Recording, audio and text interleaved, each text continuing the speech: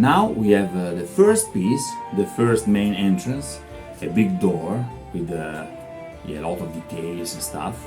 And this is kind of inspiring for me. I like to, just understand the mood of the piece, starting from something very, very simple like this.